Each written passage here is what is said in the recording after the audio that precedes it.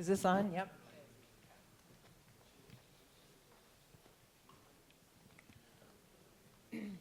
Well, hello again, everybody, and again, thank you for coming. And many of you have been part of supporting Catholic schools and kids that have had the experience of being able to go to a Catholic school. So I thank you for that. I thank you for coming out tonight. And you know that CSF supports kids that go to not just religious schools, but all kinds of schools, because we think choice comes in all different shapes and sizes. But we're very happy and proud to have kids that are able to attend the schools that you saw profiled here tonight. So thank you so much for that. I want to point out that a few of the people that were in the movie tonight are actually here. One of them is on our panel. Katria Urbina, the mom with two daughters who are attending St. Athanasius. Also here tonight are, I think Ruth Arias is here with her children Brandon, Adrian, and Emma, who were in the movie. Our CSF scholar Castro, who is an AFC, American Federation for Children, who put this movie together and sponsored this tonight. He's a Future Leaders Fellow, and I got to tell you, these kids are great. They take the story of what has happened to them and getting a choice in their education. They internalize it, and they're able to vocalize it and tell people. And as you heard Hera talk about it, you can see how it changed her life and changed the life of her siblings, and that's what these kids do. And AFC, again, thank you for doing that program. Now, to bring this whole Catholic documentary down to the level of New York City and what's going on in the city, we have three really qualified people to talk about this tonight. If you look at your program, you can see the extensive bio for each of them. So I'll just briefly mention who they are. In the middle, we have Daniela Ergava, who is a parent and a fellow at the Manhattan Institute. She's written extensively about parental choice. She's lived it. And I have so much admiration for you because you became a fellow at the Manhattan Institute, basically started out as a parent who just got really activated and motivated and just fought for her kids. And she had a voice. And she has a voice in all of New York City. Like, basically, if you can make it here, you can make it anywhere. You've done it. So welcome to the panel. We have Deacon Kevin McCormick, a man of deep faith, and also the superintendent of Catholic schools of Brooklyn and Queens. And it's always a pleasure to spend time with you because you are passionate and convicted about what you're doing, and I look forward to hearing about what you're doing in the Catholic schools of Brooklyn and Queens. And then Kathia Urbina is a CSF parent who has done the hardest thing of all, made those choices for her kids, made sacrifices, figured it out. You can't really understand it until you've done it, and I'm not a parent myself, but I've watched so many parents really struggle with these choices, and we're so happy that we can come beside you and help you with it. Because you, as John Walton always used to say, you're the real heroes. You make the big sacrifices so that you can do these things for your kids. You have skin in the game. So we're so proud to have you up here tonight and thankful for all the other parents here too. So before we dive into the conversation, one of the things you heard mentioned was a lot about school choice, and it was school choice on the state level. But we've just had something that they couldn't have envisioned when they made this movie, something pretty amazing happen. In the bill that passed this summer, that was signed into law in July, there is a provision that it's going to take a lot of work for us to make everybody in the country aware of it. But every single taxpayer in the United States of America who has a tax bill owes the United States government at least $1,700, can write a check to a scholarship granting organization that's qualified under the law, like a CSF, and there's many, many others. And they will get a dollar-for-dollar credit against their taxes. That means when you get down to that space on your return which says, well, you owe the U.S. government, you can basically deduct $1,700 and you owe them $1,700 less. This money can go to a qualified scholarship granting organization for kids that are going to public school if they need tutoring, to private school, for homeschool, for all kinds of different things that will be able to accentuate their learning. This is a huge opportunity. Every taxpayer in America. The one qualifier is that it can only be spent in states where the state opts in. That means in a state like New York, where we have Governor Hochul here, if she doesn't opt in to this, CSF can raise money from all of you, but we won't be able to spend it on New York City kids. And when you talk about an anti-poverty program, this would be a really, I'm working with Democrats for Education Reform and other Democrats who are meeting with all the governors in every state because they're basically saying, it's crazy if you don't opt in, because this is the greatest anti-poverty program ever, and you're going to be CSF and other organizations are going to be raising money from New York taxpayers, federal money. It's nothing from the state, doesn't take anything away from the state, but that money will go out of the state if you don't opt in. So, there's going to be ways that you may be able to be helpful with that as well, but just to be aware of it and know that this opportunity is coming beginning in 2027. So we'll be talking about it a lot. We're going to be getting a lot of information out, but this could be a game changer. So, it's up to kids up to 300% of the median income in an area can qualify for a scholarship. So basically that's 90% of the kids in the United States of America. A game changer, because you saw what happens when parents have choice, the improvement in the quality of education, and everybody in here, if you've been paying attention to the news, you know that we're not doing great education-wise in this country overall. So this is a huge opportunity on so many levels. So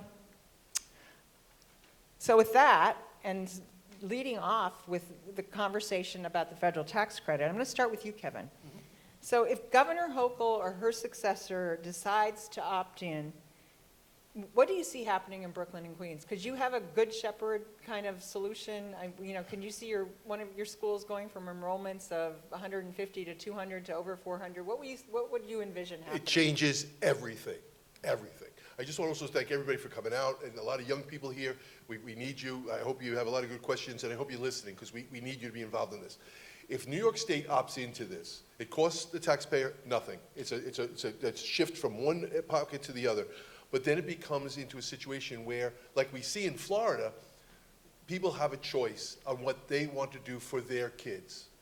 I could bore you with some stats that how our kids coming out of Catholic schools in New York City, the Archdiocese in Brooklyn, it's a long story, but we're two separate dioceses, but we work very closely together. Our kids perform better down across the board in all their testing. We do it at about a third of the price. If we could give parents the ability to help us to come into us, our tuition right now is between about $6,000 for each kid. We have, and people from our SGO, Scholarship Granting Organization, Futures, a bunch of them are here now. They give 1/3 of our kids a significant amount of their tuition. It changes everything, darling, because now a kid has a chance to go wherever they want. Right now they have three basic choices. They have, for the average kid, they have public school, which there are some wonderful public schools, and there are wonderful public school teachers who I get to know because their kids go to my schools. So they're there, they're involved. But now they have the choice to go in there. What we're able to give them, and I'll be quiet, I know I apologize to you guys, but what we're able to do then is give these kids the ability not only to ace their academics, move forward, get into the best high schools and best colleges, but it also does is we give them a foundation of faith in a world that's completely shattered. So I apologize for going too long. No, you're not going too long at all. I want to hear more from you. Danielle, I'd want to ask you too, do you have any insights into whether Governor Hochul, how she or her successor might make this decision, and how could you see this credit being used, and would there also talk a little bit about how it can be used for public schools and kids going to public school?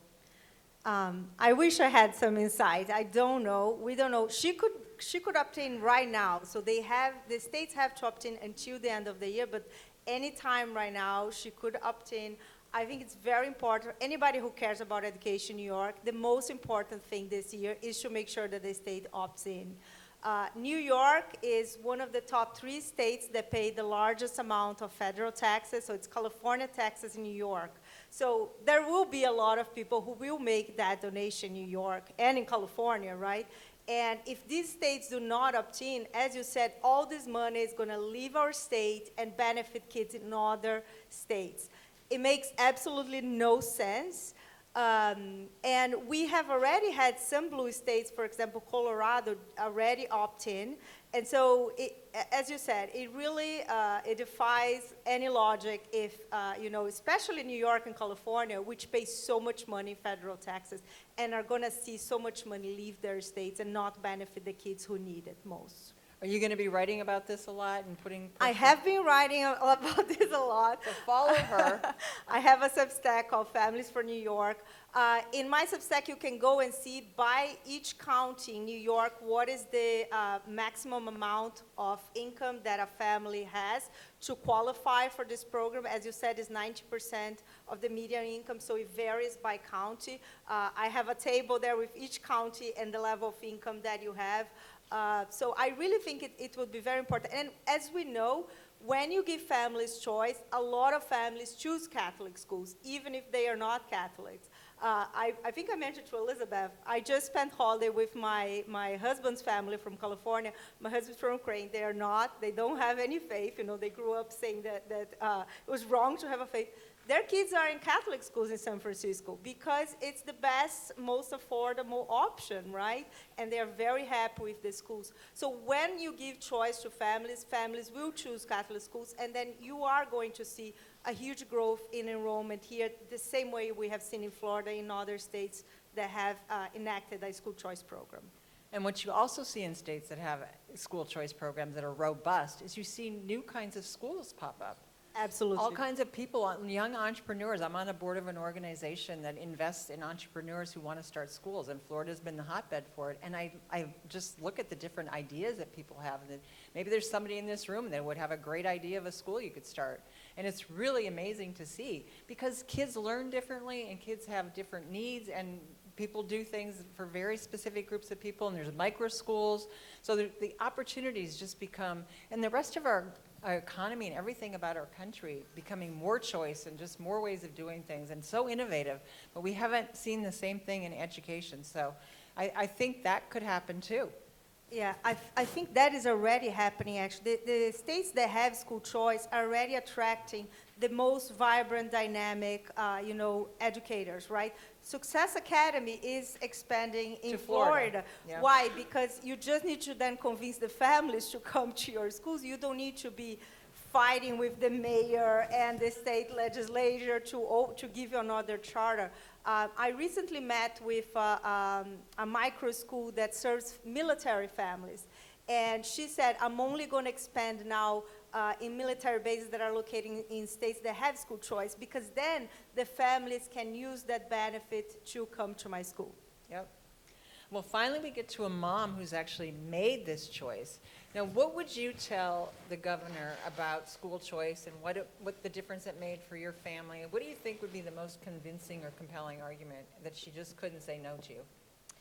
I would say that first, as an immigrant mother that came to this country knowing very little of the school system, I had an open mind, and I was not biased towards any kind of education, not knowing it, right? I gave myself the opportunity of visiting public school that was in my zip code, visiting a charter school, and then visiting a Catholic school. When I entered the Catholic school, the way the kids approached me with a good afternoon, opening the door, the sense of family and values that extend to the school was priceless to me. So I would say it's fair for kids to have a school choice, for parents to have the choice of sending their kids to the school that's appropriate to them according to their needs, their beliefs. And Catholic school does not only accept Catholic faith, but people of different faith, because we believe in value, in sense of family, and keeping our values from home. That's what attracted me, and most of the parents that I know today, it's what they want for our kids. So I would tell the governor, invest in the future of the United States. It's the future with kids with values, with kids with spirits and faith. So I think that would be the future of the United States, is in having secure kids. And that's awesome. Quick question. So you're an immigrant. I mean, do you think this is especially, my observation is that the immigrant community is particularly interested in Catholic schools, or, I don't know if that's an observation you have, or if it's something in your community it's. I come from Spanish community, more from Honduras, to be exact.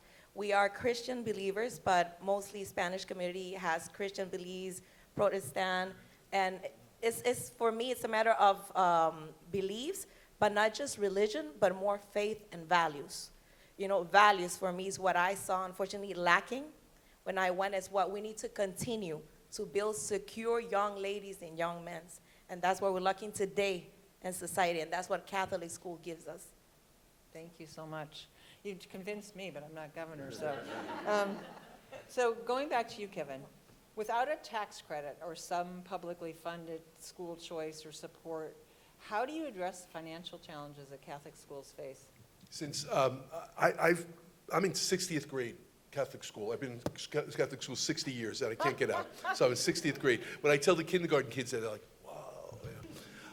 Since 1965 in New York, there has been a steady decline. There's not been 1 year in which we've increased, not one. And right now, my team and I are working very diligently, and some really tough, almost Sophie choices are going to have to be made on the future of some of our schools. That's been happening every year, especially in the Northeast, when you go from about Boston down to Washington, everything in between. If this doesn't come through, we're going to slowly, gradually, consistently erode away, because we just can't sustain it. And what will happen is that we will have elite schools where parents can pay extraordinary tuitions, and the ones who need this the most, it's going to be taken from them. I mean, I wish I didn't have to be so dramatic, but that's the fact. Daniela, what do you think are the most pressing, as a mom, and with kids in school, how do you think New York City parents are looking at the whole education landscape in New York City, and what are their most pressing concerns? Well, I think the most pressing concern is that we are the most expensive public schools in the nation. We are #1 in funding. New York City now spends $42,000 per child every year. Still, 50% of kids cannot read or do math at grade level, right? So we have the most expensive public schools, but we're not #1 in results. We, compared to the country, we have very mediocre academic results for our kids, and we have very little choice in New York now compared to the country. 50% of kids in the country now have access to school choice.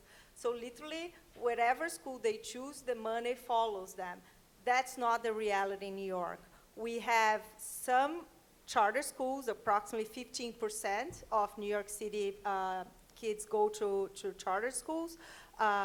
We have a dramatic increase in homeschooling, actually, in the city. It has gone from 9,000 to 15,000 in a few years, even though there is no benefit. Like if you decide to homeschool your child in other states, you have some support to buy a curriculum, to hire a tutor. Here you have nothing.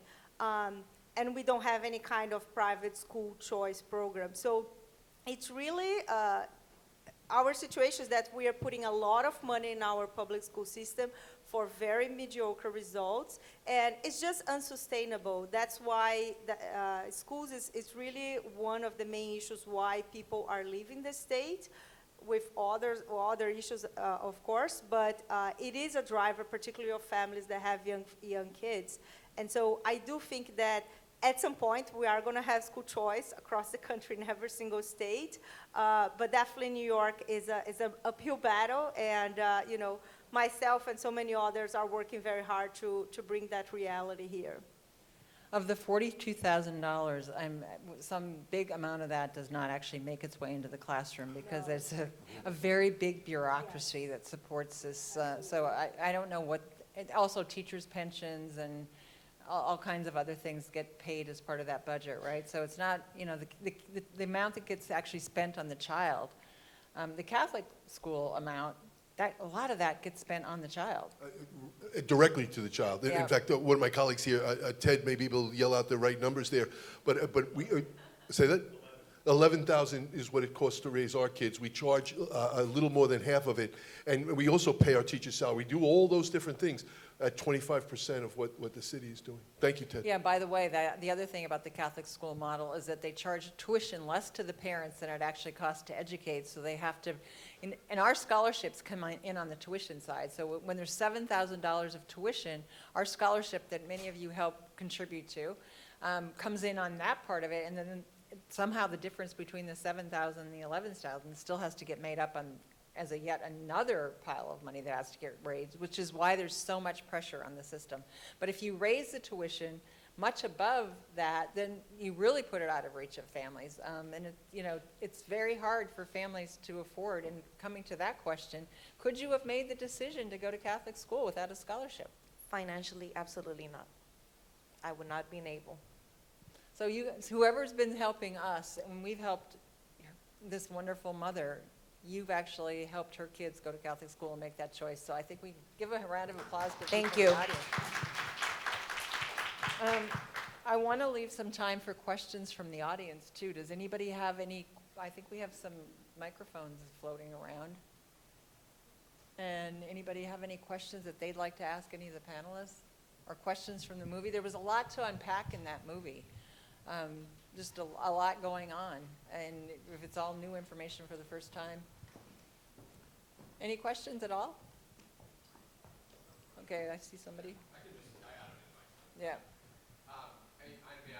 We could probably talk about this for, have a whole other panel just on this question, but I'm wondering if you could diagnose in a simple way what is failing in the public school system. Because people who are opponents of school choice would say, hey, we don't want to abandon public schools. We need to spend more on them. Diverting resources from public schools is the wrong choice. But clearly there's something structural going on in public schools where, more money doesn't get at the heart of the issue of what's failing there, specifically in New York City. So, I know it's very complicated, but maybe from each of your perspectives, you could kind of opine on what your, what you see as the issue with in the public school system. I don't have any qualifications to speak officially to that. I can tell you my observations. Between a brand-new teacher and me, I'm the superintendent, I'm involved in all the schools, there is 3 levels.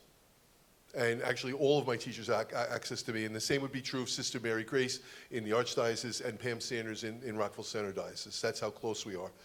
We don't have a teachers union whose main job is to sustain itself. And that's a criticism I have, and that's an opinion. I think I could substantiate it. We might need a bottle of Jameson's to do that, but we could go through that. I think we're more nimble, we're more direct, and we're more involved with the families directly without all the Byzantine hierarchy and expectations that the city has. I do want to make it clear, great people are involved in that program. And I was being a little facetious. I wasn't being facetious, I was being truthful that they do come to my schools. But even the ones that don't, they're dedicated men and women who actually many times, despite the 42,000, are still taking money out of their pocket to make sure their kids are taken care of. So please, I'm criticizing the system. I am not criticizing the teachers, especially the teachers and principals of those schools. And I'd like, CSF was founded on the premise of, well, Teddy Forsman would always say, monopolies deliver a bad product at a bad price. So one of the things that the system, all the public school systems in the country were beleaguered with is that they were monopolies. They had no competition. And you heard in the documentary, and you can see it, the school system in Florida has gotten better. The government-run schools have gotten better too, because they've had to compete for the kids. They actually have to wake up and say, wait a second, people are walking out the door, how can we be competitive? And you can actually see it and hear it in what, their approach to how they educate changes. So I think the competition is good for everybody. It's what America is all about. I don't know why we allowed it to get this, to stagnate like we've allowed it to happen in so many places. And, there's a little more competition in New York with charter schools, but they're kind of trying to put the lid on that too, not allowing them to grow or get more charters. And I don't know if anybody else has any. Well, I think also it's important to note that great public schools in the states where there's school choice are thriving, right? And are actually expanding now because there's more demand. There are many great public schools in New York City that parents want to go to. They would like to expand, but they cannot because of political decisions.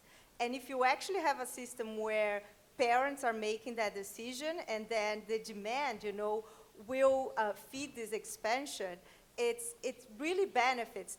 In Arizona, there are public schools now that have like one grade class with one grade teacher, and they have homeschool families paying for that class, right? So you are actually incentivizing what is working in public schools, while you're not forcing families who are stuck in schools where they do not want to be, and we are all financing these really poor choices that don't benefit the families, don't benefit the students, and don't benefit our city as a whole. I write almost every week about what is wrong with our public schools, so we can go in many directions. I think the main thing is that for reading in New York City, we have had a very problematic approach to reading that is not based on science of reading for many, many years. That changed 2 years ago, and we are already seeing some results. And I think, thankfully, the new chancellor just confirmed that he will continue with this new approach. And I think that is one thing that is definitely getting solved. But it's just one piece of the puzzle, people who run schools will tell that it takes so much, right? The culture, the staff, student behavior, it's a huge issue since COVID. It's the #1 issue why teachers quit is student behavior. So there are a number of issues, and if you go to my Substack, there are many articles that explain about New York City. As a parent point of view and perspective, I can tell you that what I feel personally is failing in the public school system, coming from an underprivileged zone where I live in the Bronx, it is that education is being seen by numbers mostly, and I'm speaking to from charter schools and public schools. Teachers have pressure of doing standard testing, numbers. They have forgot their kids that come from probably broken families, from families that have drug abuse. So I feel the system has failed in looking at each student as a person, as a family. I feel that the system needs to work more in focusing and teachers in what's going on in that kid's home. Why is that kid behaving the way he's behaving? That what she was saying, a lot of our teachers quit because they cannot keep up with disrespect, with kids smoking in the bathrooms, with cursing at them. What's happening? What's happening not in school system, what's happening with families in New York City? Why are they not focusing in that? You know, you hear this in the news, that, are they really aiming it? Are they really looking to resolve? I don't think so. So that's where Catholic schools make the difference. Again, values. It's not Catholic faith, it's values. These teachers worrying. So I think if the government would work more in giving teachers the tools and getting to know, or time to time social workers, to see what's really happening with youth in New York City, it would make a hell of a difference. Other questions? Yep. I'm just wondering if you had any thoughts around when we're kind of giving scholarships to kids, it being merit-based versus not merit-based. Any thoughts on that? Our scholarships are completely need-based. That's one of the unique things about them, and it's the families have to have skin in the game. They have to pay part of the tuition. That was the whole basis and the thought process behind it. Because if you are an excellent student for low-income kids, there are a lot of options for getting scholarships. If you're just a kid that there's no proof point that you're going to have academic excellence, but you could have the opportunity to reach your full potential in the right educational setting. Our program is the one that gives them that chance, that they get a chance, and they have to show up at school, and they have to, parents have to pay their part of the tuition. There are a few requirements. They have to 90% attendance, and it works because our kids thrive. And and it's not just in the Catholic schools. I would say the other private schools where we have kids there is a mission and a culture that is so important, and it's very mission driven, because even in the independent schools that are not Catholic, they even have thinner budgets than you have. They don't have anybody else other than CSF many times that's supporting them. But there is a mission and a culture and a caring about at a level that Katrina talked about that is just so evident. And I don't know how you instill that. I think when things get big and bureaucratic, it's hard, you lose some of that. But I don't want this to be a criticism of public schools, but I do think that public schools thrive actually in a choice environment, because they get it. People that want to go into education, whether you're public or private, it's always a sacrifice. I mean, teachers that's not the highest pay scale we have in America. I mean, and it's hard work, getting up every day in front of a classroom of kids and teaching and, being attentive to, and kids come to school with all kinds of different needs. It's really hard work. But I think if you get in an environment where you can get excited about it, whether it's public, private, charter, it's a whole different thing. It's one of the most exciting things you can do too. Because you heard the teachers that were up here and the principals. It's like your life has a meaning and a mission, which is what a lot of us are looking for. People want purpose and meaning in their life. In high schools, Catholic high schools, there is both. And in the grammar schools, I can only speak for the Diocese of Rockville Center, which is Nassau and Suffolk, Brooklyn, which is Brooklyn and Queens, and the Archdiocese, which is Staten Island, just short of Albany. All the grammar school SGOs, the scholarship granting organizations, are need-based. Can I just pick up on something? Do you mind if I just? So there's a lot of young people here. I'm an old man. I know, I'm closer to the grave than I am to my birth hospital. It's just reality. But here's the question I have for you, and this is something you pointed out. How many of you, this is rhetorical, how many of you have said, I want to find meaning in my life. I need more. I don't want to just do the 9 to 5. I don't want to just chase a paycheck. And how many of you have thought to yourself and said, maybe I should teach? And then people tell you, that's crazy, you're not going to make any money. Well, you're not going to get rich. But I will tell you this, I haven't missed many meals, and I'm in 60th grade. But at the same time, we need young people to believe in the mission. And again, I'm pushing a Catholic agenda here, and I'm assuming there may be many Catholics that are here, or faith-based people here. Even if you're not. Yeah, we can work with you. People that love kids here. And we're not going to make you receive communion. But at the same time, I need you to bring your passion into my classrooms. I need you as young people to say, old man, give me the baton. You can retire now. Oh, really? I'm serious about that, because when I talk to parents or kids, I'm grandpa. But you could change lives. That's something to put on a resume, let me tell you. Yay, I love it.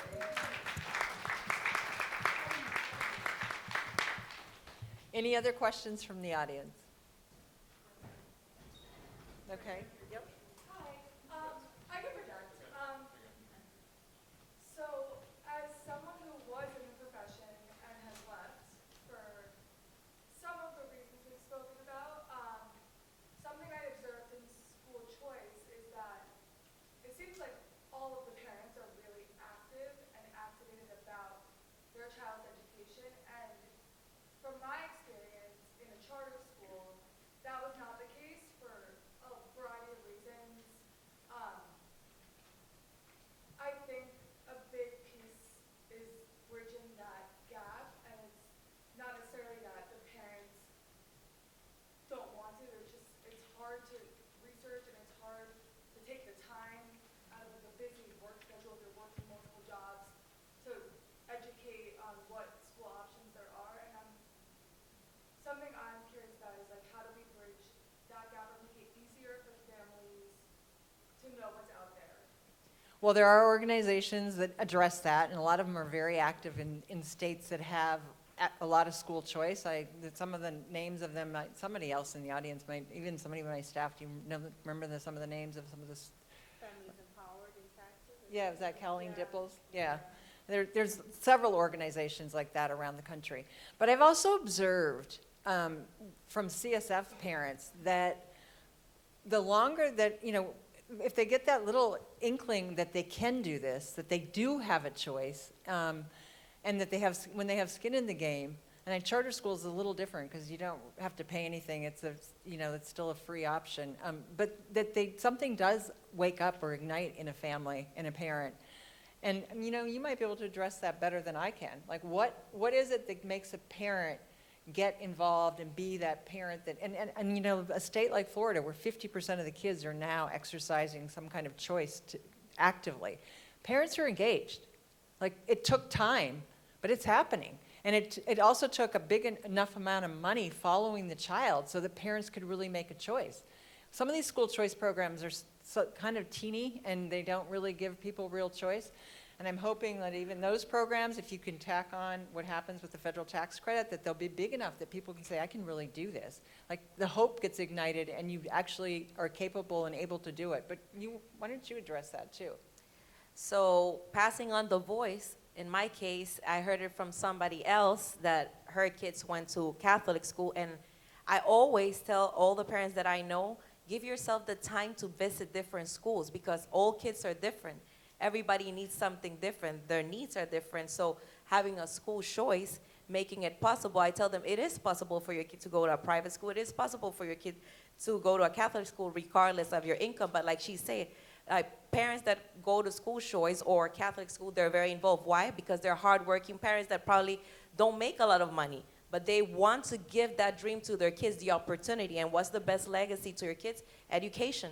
So they are and will be involved parents because they're interested in it. So I would say building the conscience in parents that the only way of success to their kids is by educating them and by giving them the choice, to them and to us. I think too in our country, like, one of the things that we've lost sight of, and it really has come home to me working at CSF, is that, if you change one life, you can change the world. That actually every single life is so important. So the fact that, we don't have masses of people that believe in something, but little by little, you can push that rock up the hill.